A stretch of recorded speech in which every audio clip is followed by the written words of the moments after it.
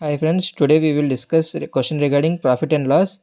A shopkeeper marks an item 25% above cost price. He gives a 10% discount. Find the profit or loss percentage. అంటే ఇప్పుడు ఒక item ఉందనుకోండి, దానికి 25% కంటే cost ప్రైస్కి ఎక్కువగా మార్చేస్తారు షాప్కీపర్. అండ్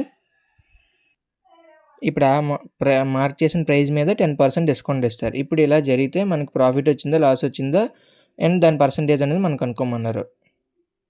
ఇప్పుడు మనం ఈ ప్రాబ్లమ్ సాల్వ్ చేయడానికి కాస్ట్ ప్రైస్ ఒక ఐటమ్ది 100 అనుకుందాం. And let us consider cost price as 100. అంటే ఇక్కడ ఏంటన్నారు, 25% ఇంక్రీజ్ చేశాడు. అంటే మార్కెట్ ప్రైస్ కాస్ట్ ప్రైస్కి 25% ఇంక్రీజ్ చేశాడు. అంటే 100 + 25% అంటే 125 అవుతుంది ప్రైస్.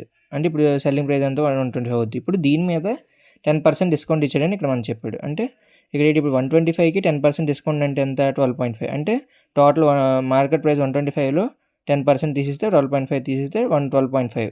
అంటే ఇక్కడ ఏంటి, మనకి ఇక్కడ కాస్ట్ ప్రైస్ 100 ఉంది, సెల్లింగ్ ప్రైస్ ఎంత 112. అంటే ఇక్కడ ఏంటి, మనకి ఇక్కడ ప్రాఫిట్ గెయిన్ చేసినట్టుగా.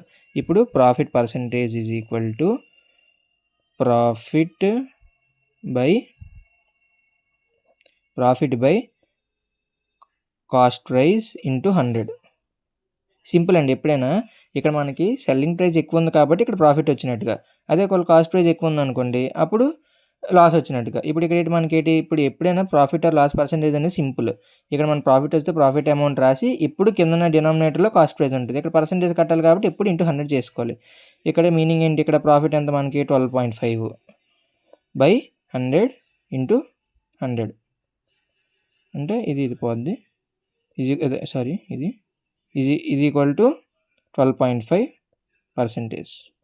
అంటే ఇక్కడ మనకి profit percentage is equal to 12.5. For more videos, follow LMR Logics.